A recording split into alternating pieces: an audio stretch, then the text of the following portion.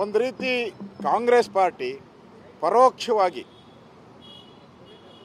ಇವತ್ತು ಬೆಂಬಲ ಕೊಡ್ತಾ ಇದೆ, ನೇರವಾದಂಥ ಆಪಾದನೆಯನ್ನು ಮಾಡ್ತಾ ಇದ್ದೀನಿ. ಯಾಕಂದರೆ ಸುಮಾರು 5 ಕೋಟಿ ಕೊಟ್ಟು ಅಲ್ಲಿ CCTV ಕ್ಯಾಮ್ರಾ ಹಾಕಿದ್ದೀರಿ. 5 ಕೋಟಿ, ಒಂದಲ್ಲ ನೂರಾರು CCTV ಕ್ಯಾಮ್ರಾಗಳು. ಒಂದು ವರ್ಕ್ ಆಗಿಲ್ವಾ? ಏನೋ ಒಂದು ಕೆಟ್ಟೋಗಿದೆ, 10 ಕೆಟ್ಟೋಗಿದೆ, ಓಕೆ. ನೂರಾರು CCTV ಕ್ಯಾಮ್ರಾಗಳು ಯಾರು ಆಫ್ ಮಾಡಿದವರು? ಸರ್ಕಾರದ ಆದೇಶ ಇಲ್ಲದೆ ಆಫ್ ಹೆಂಗೆ ಆಗ್ತೈತೆ? ಯಾವನೋ ಒಬ್ಬ ಕಾನ್ಸ್ಟೇಬಲ್ ಒಂದನ್ನು ಆಫ್ ಮಾಡ್ಬೋದಪ್ಪ, ಒಂದನ್ನು ತಿರುಗಿಸ್ಬೋದು. ನೂರಾರು CCTV ಕ್ಯಾಮ್ರಾಗಳು ಹೆಂಗೆ ಒಂದೇ ಸರಿ ಆಫ್ ಆಗುತ್ತೆ? ಇವರ ಇಂಟೆಲಿಜೆನ್ಸಿ, ಕಾಂಗ್ರೆಸ್ ಸರ್ಕಾರದ ಬಂದ ಮೇಲೆ ಇಂಟೆಲಿಜೆನ್ಸಿ ಅಂತೂ ಸತ್ತು ನೆಲ ಕಚ್ಚಿಬಿಟ್ಟಿದೆ. ಅದು ಇಂಟೆಲಿಜೆನ್ಸಿ ರಾಜ್ಯದಲ್ಲಿ ಇಲ್ಲೇ ಇಲ್ಲ, ಸತ್ತೋಟಿದೆ. ಅದರ ಅಧಿಕಾರಿಗಳು ಪೂರ್ತಿ ಗುಲಾಮ್ಗಿರಿ ಮಾಡ್ತಾ ಇದ್ದಾರೆ, ಕಾಂಗ್ರೆಸ್ಸಿನ ಗುಲಾಮ್ಗಿರಿ ಮಾಡ್ತಾ ಇದ್ದಾರೆ.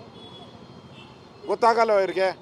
ಒಳಗಡೆ ಮೊಬೈಲ್ ಹೋಗೋದು ಗೊತ್ತಾಗಲ್ಲ, ಒಳಗಡೆ ಎಣ್ಣೆ ಹೋಗೋದು ಗೊತ್ತಾಗಲ್ಲ, ಒಳಗಡೆ ಗಾಂಜಾ ಹೋಗೋದು ಗೊತ್ತಾಗಲ್ಲ, ಒಳಗಡೆ ಮಾಂಸ ಹೋಗೋದು ಗೊತ್ತಾಗಲ್ಲ.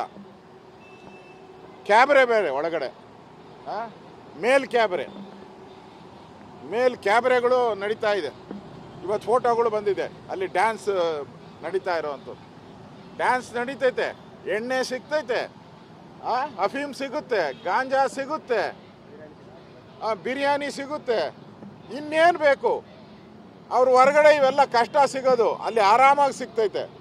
ಮತ್ತು ಇನ್ನೊಂದು, ಮೊಬೈಲ್ ಕೊಟ್ಟು ಅಲ್ಲಿಂದ ಬ್ಲ್ಯಾಕ್ ಮೇಲ್ ಮಾಡ್ತಾ ಇದ್ದಾರೆ.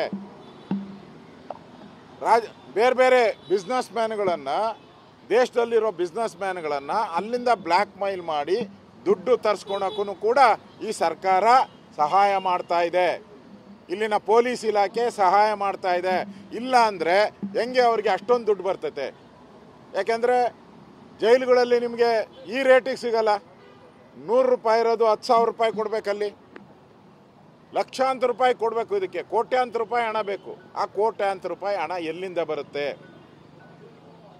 ಯಾರು ಕಳಿಸ್ಕೊಡ್ತಾರೆ? ಈ ಭಯೋತ್ಪಾದಕರಿಗೆ ಇಷ್ಟೊಂದು ದುಡ್ಡು, ಈ ರೌಡಿಗಳಿಗೆ ಇಷ್ಟೊಂದು ದುಡ್ಡು ಯಾರು ಕೊಡ್ತಾರೆ?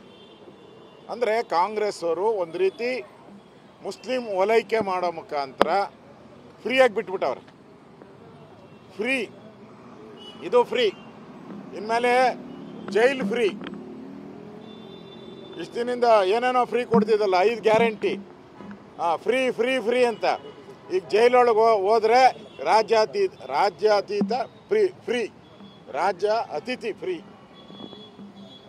ನಿಮಗೆ ಡ್ಯಾನ್ಸ್ ಫ್ರೀ, ಎಣ್ಣೆ ಫ್ರೀ. ಸರ್ಕಾರನೇ ಹೇಳಿಬಿಟ್ಟೈತೆ, ಎಣ್ಣೆ ನಿಮ್ಮದು ಮಾಂಸ ನಮ್ಮದು ಅಂತ ಹೇಳಿದ್ರಕ್ಕೂ, ಇಲ್ಲ ಮಾಂಸ ನಿಮ್ಮದು ಎಣ್ಣೆ ನಮ್ಮದು ಅಂತ. ಆ ರೀತಿ ಸರ್ಕಾರ ನಾಚಿಕೆ ಆಗಬೇಕು. ಈ ಯಾವ ರಾಜ್ಯದಲ್ಲೂ, ಬಿಹಾರದಲ್ಲೂ ಈ ಥರದ ಜೈಲುಗಳನ್ನು ನಾವು ನೋಡೋಕ್ಕಾಗಲ್ಲ.